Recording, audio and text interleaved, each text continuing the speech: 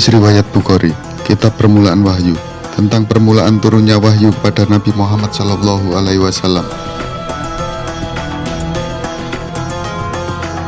Mengutip kisah dari buku Sirah Nabawiyah karangan Syekh Saifiyur Rahman Al-Mubarakfuri, percakapan antara Heraklius Kaisar Romawi dengan Abu Sufyan, paman Rasul sendiri yang pada saat itu belum masuk Islam dan sedang berdagang di Syam. Di saat yang sama, korespondensi oleh Rasul melalui utusan beliau Dihya bin Khalifah Al-Kalbi pada Kaisar Roma yang sedang berkuasa, Heraklius, pada akhir tahun 6 Hijriah. Heraklius yang saat itu berada di Baitul Maqdis mengundang Abu Sufyan untuk ikut pertemuan di mana dihadiri para pembesar Roma. Heraklius mengajukan beberapa pertanyaan spekulatif pada Abu Sufyan tentang Rasul dan ajaran Islam yang dibawa Nabi Muhammad SAW. Berikut kisahnya yang dinukil dalam hadis Bukhari nomor 6.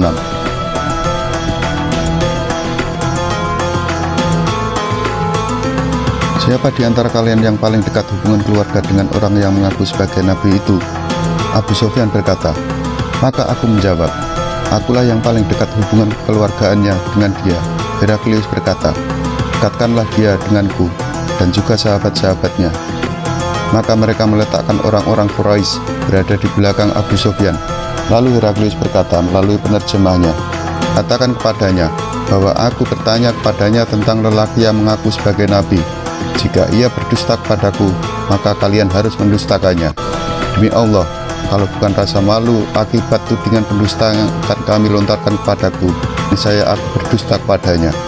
Abu Sufyan berkata, maka yang pertama ditanyakannya kepadaku tentang Nabi Muhammad SAW adalah, bagaimana kedudukan nasabnya di tengah-tengah kalian? Aku jawab, dia adalah dari keturunan baik-baik, bangsawan. Tanyanya lagi, apakah ada orang lain yang pernah mengatakan sebelum dia? Aku jawab, tidak ada.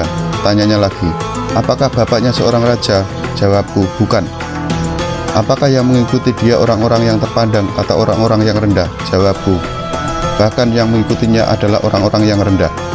Dia bertanya lagi, apakah bertambah pengikutnya atau berkurang? Aku jawab, bertambah. Dia bertanya lagi, apakah ada yang murtad disebabkan dongkol terhadap agamanya? Aku jawab, tidak ada.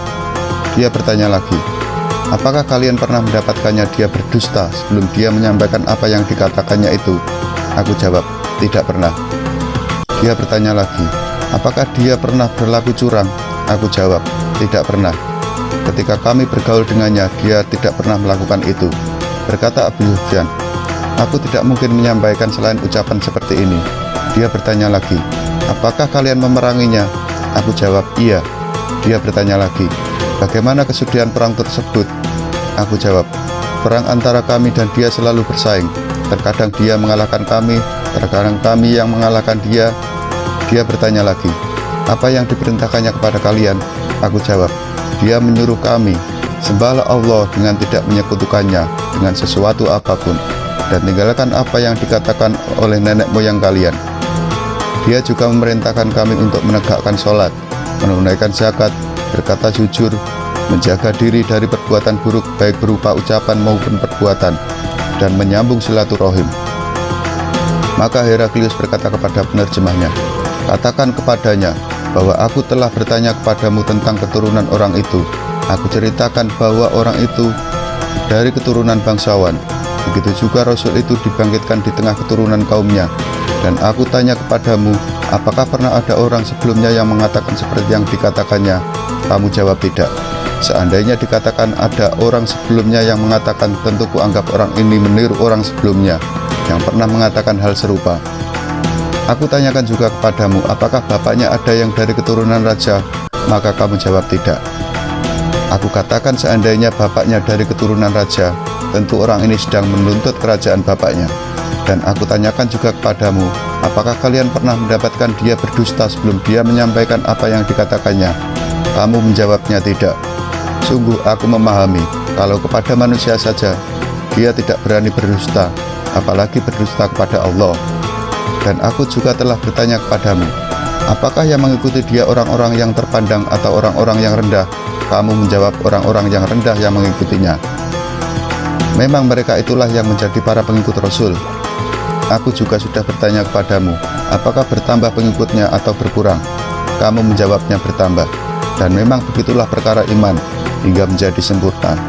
Aku juga sudah bertanya kepadamu, apakah ada yang murtad disebabkan marah terhadap agamanya? Kamu menjawab tidak ada. Dan memang begitulah iman, bila telah masuk tumbuh bersemi di dalam hati. Aku juga sudah bertanya kepadamu, apakah dia pernah berlaku curang? Kamu jawab tidak pernah. Dan memang begitulah para rasul, tidak mungkin curang. Dan aku juga sudah bertanya kepadamu, apa yang diperintahkannya kepada kalian? Kamu jawab, dia memerintahkan kalian untuk menyembah Allah dengan tidak menyekutukannya dengan sesuatu apapun, dan melarang kalian menyembah berhala. Dia juga memerintahkan kalian untuk menegakkan sholat, menunaikan zakat, berkata jujur, menjaga diri dari perbuatan buruk, baik berupa perkataan maupun perbuatan, dan menyambung silaturahim. Seandainya semua apa yang kamu katakan ini benar, pasti dia akan menguasai kerajaan yang ada di bawah kakiku ini. Sungguh, aku telah menduga bahwa dia tidak ada di antara kalian sekarang ini. Seandainya aku tahu jalan untuk bisa menemuinya, tentu aku akan berusaha keras menemuinya, hingga bila aku sudah berada di sisinya, pasti aku akan basuh kedua kakinya. Kemudian Heraklius meminta surat Rasulullah SAW yang dibawa oleh Dihya untuk para penguasa negeri Basrah. Maka diberikannya surat itu kepada Heraklius. Maka dibacanya dan isinya berbunyi, Bismillahirrahmanirrahim. Dari Muhammad, hamba Allah dan Rasulnya, untuk Heraklius, penguasa Romawi, keselamatan bagi siapa yang mengikuti petunjuk. Kemudian daripada itu, aku mengajakmu dengan seruan Islam.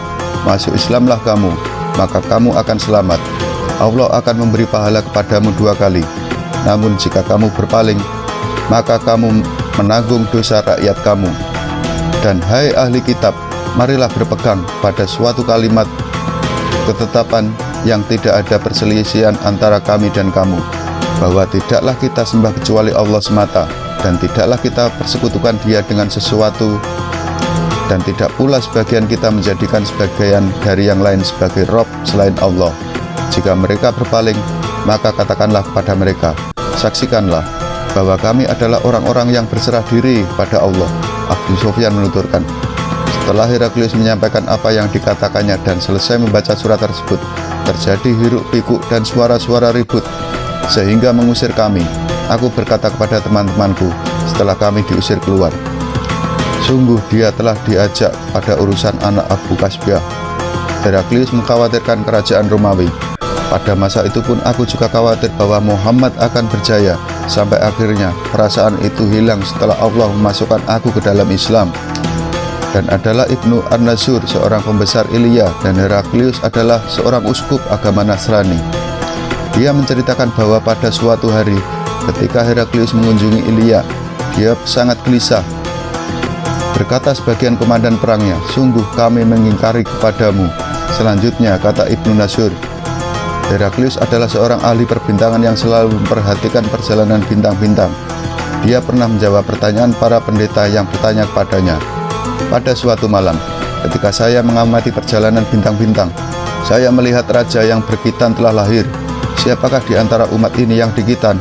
Jawab para pendeta, yang berkhitan hanyalah orang-orang Yahudi. Janganlah Anda risau karena orang-orang Yahudi itu. Perintahkan saja ke seluruh negeri dalam kerajaan Anda, supaya orang-orang Yahudi di negeri tersebut dibunuh. Ketika itu dihadapkan kepada Heraklius seorang utusan Raja Bani Ghassan untuk menceritakan perihal Rasulullah SAW.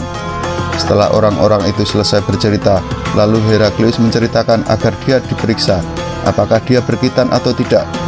Seusai diperiksa, ternyata memang dia berkhitan. Lalu diberitahukan kepada Heraklius. Heraklius bertanya kepada orang tersebut tentang orang-orang Arab yang lainnya, dikitankah mereka? Dia menjawab, orang-orang Arab itu dikitan semuanya. Heraklius berkata, inilah raja umat, sesungguhnya dia telah terlahir. Kemudian Heraklius berkirim surat kepada seorang sahabatnya di Roma yang ilmunya setara dengan Heraklius untuk menceritakan perihal kelahiran Nabi Muhammad SAW. Sementara itu ia meneruskan perjalanannya ke negeri Hims. Tetapi sebelum tiba di Hims, balasan surat dari sahabatnya itu telah tiba terlebih dahulu. Sahabatnya itu menyetujui pendapat Heraklius bahwa Muhammad telah lahir dan bahwa beliau memang seorang nabi. Heraklius lalu mengundang para pembesar Roma supaya datang ke tempatnya di Hims.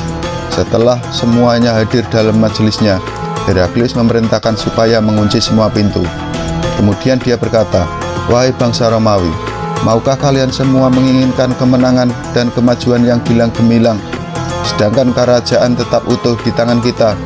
Kalau mau, akuilah Muhammad sebagai nabi." Mendengar ucapan itu, mereka lari bagaikan keledai liar, padahal semua pintu telah terkunci. Melihat keadaan yang demikian, Heraklius jadi putus harapan yang mereka akan beriman atau percaya kepada Nabi Muhammad.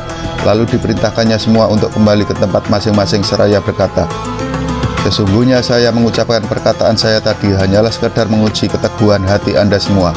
Kini saya telah melihat keteguhan itu." Lalu mereka sujud di hadapan Heraklius dan mereka senang kepadanya. Demikianlah akhir kisah Heraklius. Telah diriwayatkan oleh Saleh bin Kaisan dan Yunus dan Ma'mar dari Asyuri. Hadis riwayat Bukhari nomor 6. Dalam hadis Sahih Bukhari nomor 2723 juga dijelaskan, "Bawalah ke hadapanku seorang yang berasal dari kaumnya, agar aku dapat bertanya kepada mereka tentang Rasulullah Shallallahu Alaihi Wasallam." Ibnu Abbas radhiyallahu berkata, Abu Sufyan bin Harb bercerita kepadaku bahwa saat itu dia berada di negeri Syam bersama orang-orang Quraisy yang mengunjungi negeri itu dalam rangka berdagang pada masa perdamaian atau berlangsungnya gencatan senjata antara Rasulullah Shallallahu Alaihi Wasallam dan orang-orang kafir Quraisy. Abu Sufyan berkata, "Maka utusan Kaisar menemui kami ketika kami berada di Syam. Lalu dia berangkat mengajak aku dan teman-temanku hingga ketika kami sampai di negeri Iliyah. Kami dipersilahkan masuk menemui Kaisar yang saat itu sedang duduk di majelis kerajaannya. Sedang dia mengenakan mahkota, sementara di sekelilingnya ada para pembesar kerajaan Romawi. Maka dia berkata kepada penerjemahnya, 'Tanyakanlah pada mereka siapa di antara mereka yang paling dekat nasab hubungan darahnya dengan laki-laki yang mengaku dirinya sebagai nabi tersebut.' Abu Sufyan berkata, 'Maka aku katakan, akulah orang yang paling dekat nasabnya.' Dia bertanya, 'Apa hubungan nasab kamu dengan dia?' Aku jawab, 'Dia adalah anak dari pamanku, dan saat itu memang tidak ada seorang pun dari keturunan Bani Abdul Manaf selain aku.' Lalu Kaisar berkata lagi, 'Dekatkanlah dia kepadaku.' Lalu dia memerintahkan teman-temanku dan menjadikan mereka berada di belakangku, berbaris dengan bahuku. Kemudian dia berkata kepada penerjemahnya, 'Katakanlah kepada teman-temannya bahwa aku bertanya kepada orang ini tentang laki-laki yang mengaku dirinya sebagai nabi. Bila dia berdusta, maka kalian dustakanlah dia.' Abu Sufyan berkata, 'Demi Allah, seandainya pada saat itu bukan karena rasa malu yang akan berdampak buruk terhadap teman-temanku bila berdusta, pasti aku sudah berdusta ketika dia bertanya tentang dia, Nabi Muhammad SAW.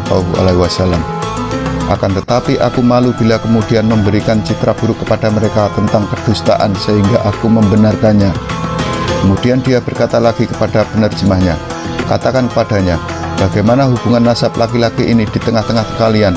Aku jawab, 'Di kalangan kami, dia adalah orang yang punya nasab keturunan yang baik.'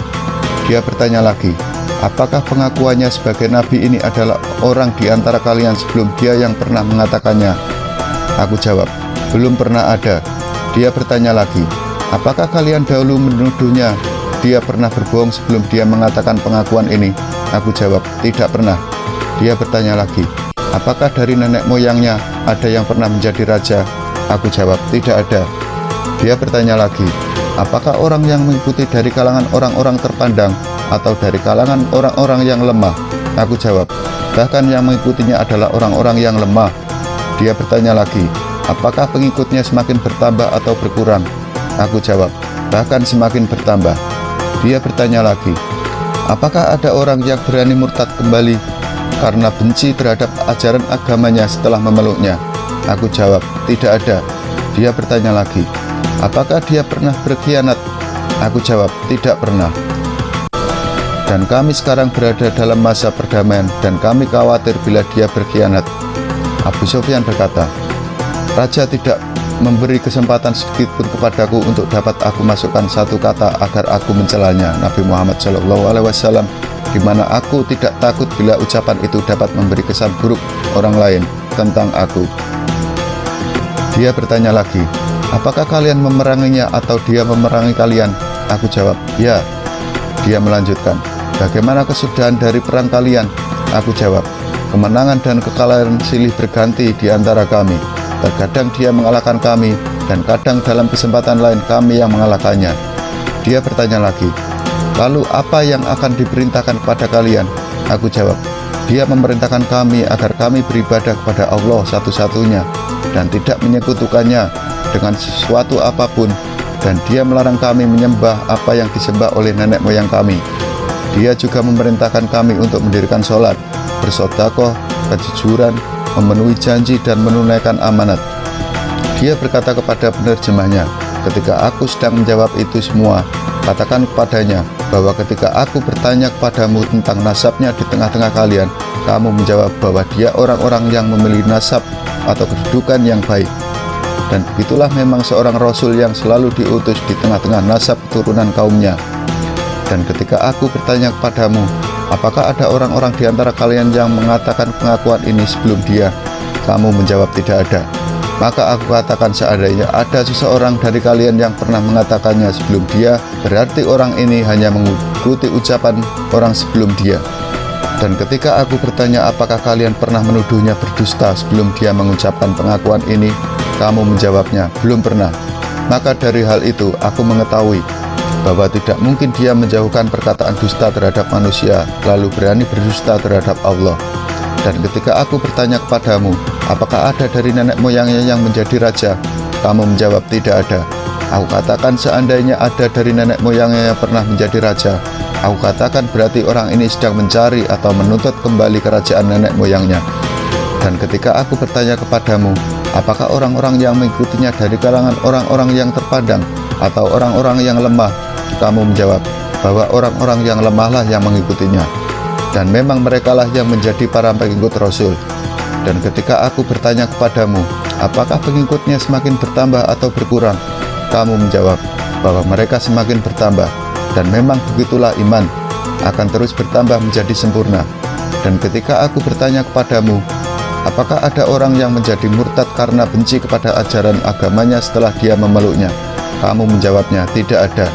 Dan memang begitulah iman, apabila telah masuk ke dalam lubuk hati, tidak akan ada orang yang membencinya tentang ajaran agamanya. Dan ketika aku bertanya kepadamu, apakah dia pernah berkhianat? Kamu menjawabnya, tidak pernah. Dan memang begitulah para rasul, tidak akan berkhianat. Dan ketika aku bertanya kepadamu, apakah kalian memeranginya dan dia memerangi kalian? Kamu menjawab, telah sering terjadi peperangan dan bahwa peperangan kalian dan dia silih berganti. Terkadang dia mengalahkan kalian, dan kadang pula kalian dapat mengalahkannya dalam kesempatan lain. Dan memang begitulah para rasul diuji, dan kesudahannya pasti kemenangan menjadi milik mereka. Dan ketika aku bertanya kepadamu, apa yang diperintahkan kepada kalian?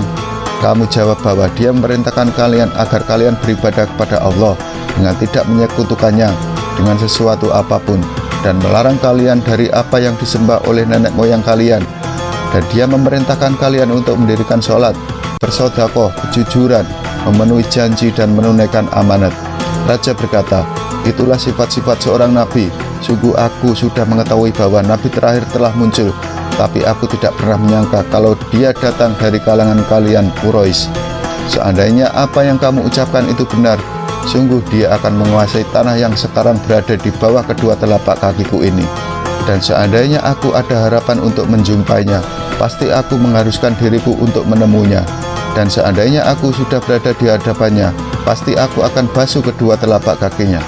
Abu Sufyan berkata, kemudian dia meminta surat Rasulullah SAW, lalu dibacakan kepadanya, yang isinya adalah, Bismillahirrahmanirrahim, dari Muhammad, hamba Allah dan Rasulnya, untuk Heraklius, Raja Romawi.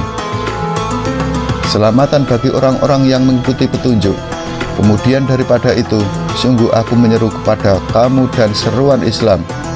Masuklah ke dalam Islam, maka kamu akan selamat. Masuklah Islam, niscaya Allah akan memberimu pahala 2 kali. Namun bila kamu enggan, maka kamu akan menanggung dosa bangsa Arisiin atau Eropa. Dan di salam surat itu beliau menuliskan firman Allah, Quran Surat Ali Imran ayat 64, yang artinya, hai ahli kitab, Marilah berpegang pada suatu kalimat tetap yang tidak ada perselisihan antara kami dan kamu, bahwa tidak kita sembah kecuali Allah dan tidak kita persekutukan Dia dengan sesuatu pun, dan tidak pula sebagian kita menjadikan sebagian yang lain sebagai Tuhan selain Allah.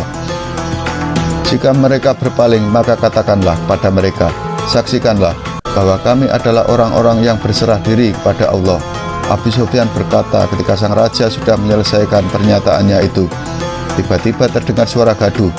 Orang-orang yang berada di sekelilingnya dari para pembesar Romawi, dan semakin bertambah kegaduhan mereka, dan aku tidak mengerti apa yang mereka ucapkan. Kemudian kami diperintahkan agar keluar. Ketika aku hendak keluar bersama teman-temanku, dan aku telah menjauh dari majelis mereka, aku berkata kepada teman-temanku, sungguh besar perkara anak Abu Kasbah ini. Inilah seorang raja Bani Asfar, bangsa berkulit kuning atau Romawi, yang dia juga mengkhawatirkannya. Abu Sufyan berkata lagi, demi Allah, aku senantiasa merasa hina dan sangat yakin bahwa urusan agamanya akan berjaya, hingga akhirnya Allah membukakan hatiku untuk menerima Islam, padahal sebelumnya aku membencinya. Hadis riwayat Bukhari nomor 2723.